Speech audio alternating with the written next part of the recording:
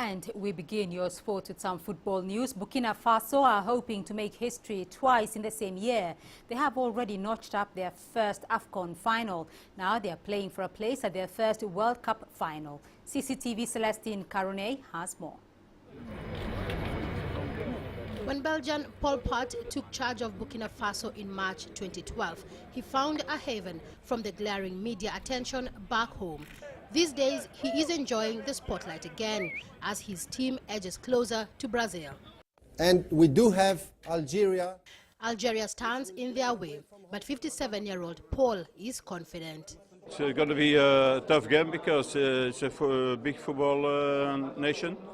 And also we have to play the first leg at home, so this is not an advantage. But anyway, we have to do our homework and we have to prepare ourselves. So far, it has been a good year for the Stallions. They reached their first Africa Cup of Nations final. Though they lost by a single goal to Nigeria, Paul says the team has momentum. It's always in football, when you're in a good period, it can go on. So it gives hope, it gives confidence. Reaching the last 10 on the road to Brazil wasn't an easy ride.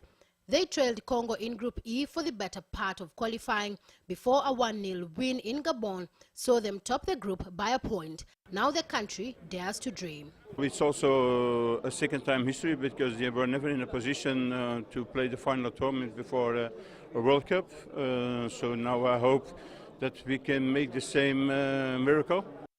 Many fans back in Burkina Faso will agree with that sentiment. They face a tough opponent in Algeria, and Pat is urging his players not to focus on Brazil, but rather on the next two games. They host the first leg next month before heading to Algeria for the second leg in November.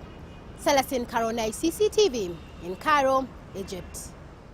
The World Cup qualifying playoff fixtures have been decided by a draw held at the headquarters of the Confederation of African Football on Monday. Now, reigning African Cup of Nations champions Nigeria are set to face Ethiopia in the week of October 11th. Reactions to the draw have been unequivocal in the homeland of the Super Eagles, where hopes of beating Ghana's African record run to the quarterfinals of the 2010 World Cup are high. After the draw, Nigerian Football Association official James Peters declared Nigeria had a 100% chance of qualifying and that it would take at least another 5 years for any African team to reach Nigeria's level. While the fallout from a controversial weekend in the Rugby Championship continues after the red card dished out to South Africa's Bismarck du Plessis was overturned, the International Rugby Board admits the referee's decision to issue the hooker with a yellow card in the first half against New Zealand was a mistake, but the Bok camp are now seething over the whole incident. CCTV's Dan Williams tells us more. Arriving back, but not quite to a hero's welcome. A Springbok defeat to New Zealand is normally followed by painful soul-searching and self-analysis. But not this time, given the way the match was turned into a non-contest by some questionable refereeing decisions. The International Rugby Board has since admitted those calls were wrong, rescinding the red card dished out to Bismarck du Plessis. But if anything, that only adds to the anger around the Bok camp. It doesn't help us much, does it? Again, I made the statement during a game in Mendoza to Steve Walsh in that, what happens during the game needs to be dealt with during the game, and things that happen post the game doesn't really help us. Again, I think our performance was the disappointing thing for us, and we need to rectify that. When training resumes, there's good reason for the Boks to remain optimistic. They're just 4 points behind the All Blacks with 2 games to play. Added to that, South Africa's games are on home soil, while New Zealand's are both away. In short, the Boks' title hopes are largely in their own hands. Yeah, we certainly believe that.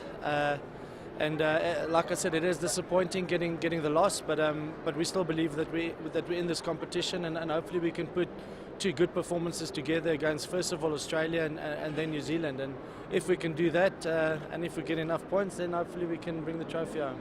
There's another boost for South Africa coach Heineke Meyer, with World Cup winning scrum half Fury Dupree back in the fold for the final 2 matches. Well, if all goes according to plan and South Africa beat Australia and the All Blacks win their match against Argentina, then it'll all come down to a finale here at Ellis Park for the Rugby Championship. And given what happened at the weekend, the Springboks won't be lacking for motivation.